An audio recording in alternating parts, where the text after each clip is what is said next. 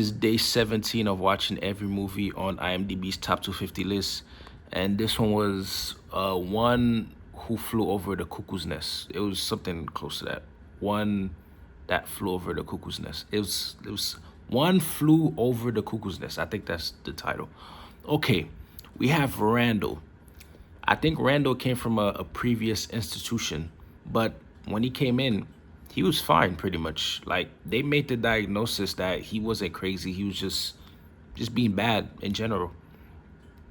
He was convicted for assault, which means he got into fights, and he was also convicted of the R word in the movie, guys, in the movie. So therefore well, I don't know what led to, well, I'm guessing something led to that, which he was in a mental institution.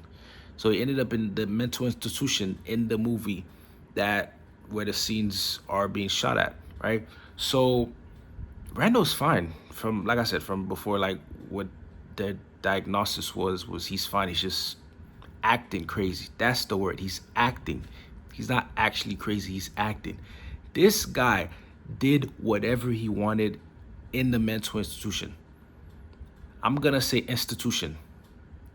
Wait. In the psych ward. Go psych ward. Okay, so he did whatever he wanted. Him and the nurse were going at it from like jump pretty much. I personally did not like the nurse. I'll be honest. She just seemed like condescending, if that's even a word. She just like, even if the other patients wanted something for the good of themselves, she would just say no. There was like one big fight that Randall and the nurse had, where Randall said he wanted to watch the World Series, the baseball game that was going on, and he said, just turn on the TV, please. That's all. Turn on the TV. Let us watch the game. It's not that big of a deal. Obviously, she says no, but then she says, okay, let's put it to a vote, and let's give everybody a chance to vote on if we should, go and watch the game or not. And Randall raised his hand, and then like two other guys raised their hands, and then everybody else had their hands down. And then she made this big deal out of it, like gave Randall like the meanest side eye you done ever seen. There was another one where the music was too loud, and then Randall politely asked her, can she put the music down? She said, no, there's other patients in here. It's not just you, which fair enough, but it was kind of loud. But she said there's older patients that can't hear the music if we put it lower.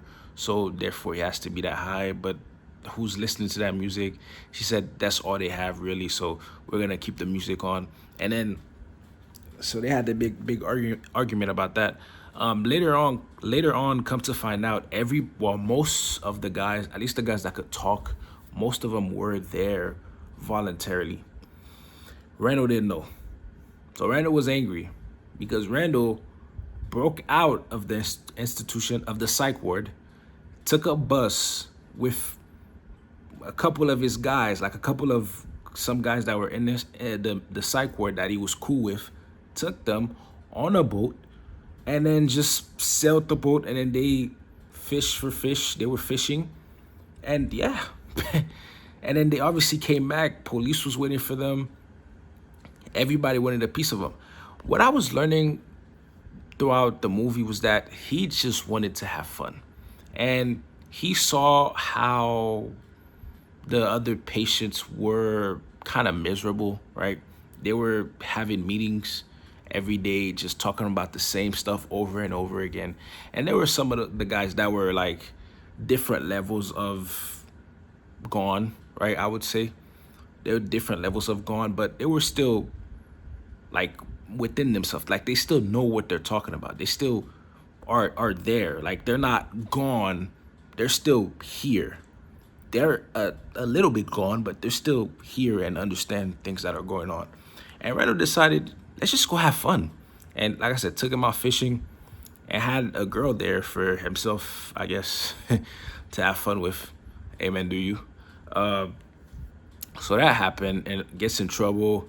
They like took him was that the time they took him in and then they put like some stuff on his head and electrocuted him. They were giving him 10,000 volts, he mentioned, and thank God he was fine. Nothing happened to him. I would have actually expected him to just be gone, to be honest, but he was fine. But the biggest incident was one night he brought two ladies in the psych ward, like did this whole shenanigan to actually get the girls inside. Actually bribed one of the nurses there. That was a guy, obviously, and the girls brought liquor, and then everybody had fun to the point where the nurse, the guy nurse, got bribed with a female. Crazy, right? And then one of the other guys that he was cool with, I forgot his name, but he was a kid. He was like in his 20s, early 20s, late 20s. He was a kid. And one of the girls that Randall brought in, he liked her. And Randall set something up, and then they went into a room and got busy. And come to find out, everybody was drinking so much, they passed out, and then morning came.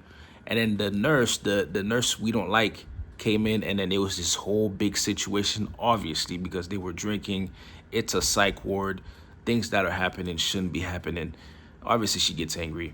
And then the kid, the 20-something-year-old kid, comes out of the room, was sleeping with the girl, comes out of the room and starts explaining. But he starts going crazy, and then the nurse mentions that, or not going crazy, sorry, he starts explaining stuff.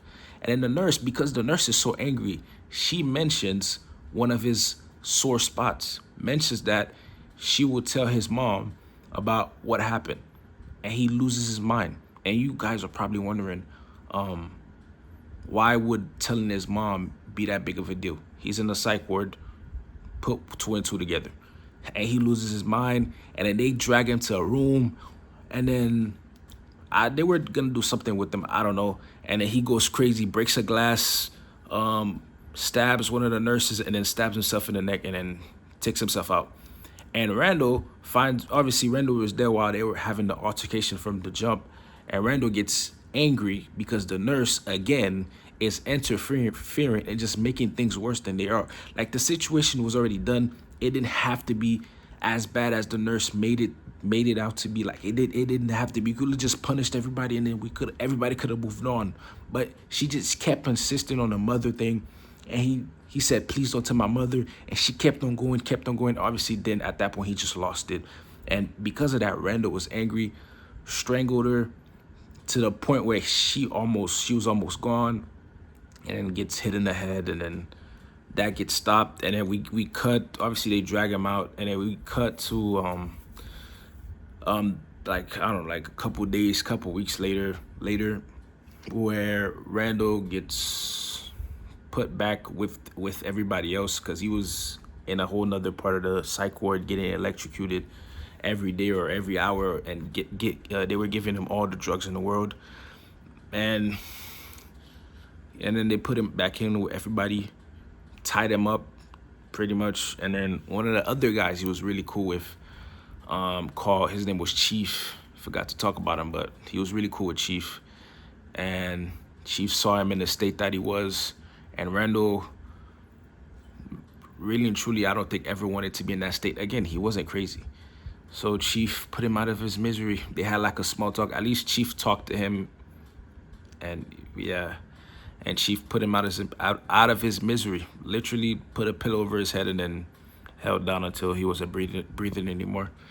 And the Chief took like this big sink and then threw it through the window, and then broke out and took off.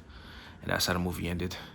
Chief had a one-on-one talk with Randall way before on, did the Chief want to leave or not? And the Chief said no.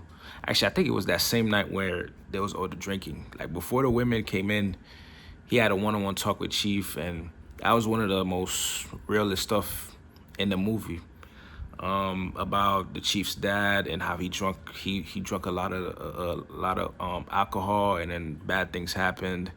And then the Chief said, Randall, it's easier for you to leave. It's not that easy for me to leave. Obviously, Randall said, it is that easy. Just do it. But yeah, unfortunately, had to take him out. But on to day 18, 17, I forget.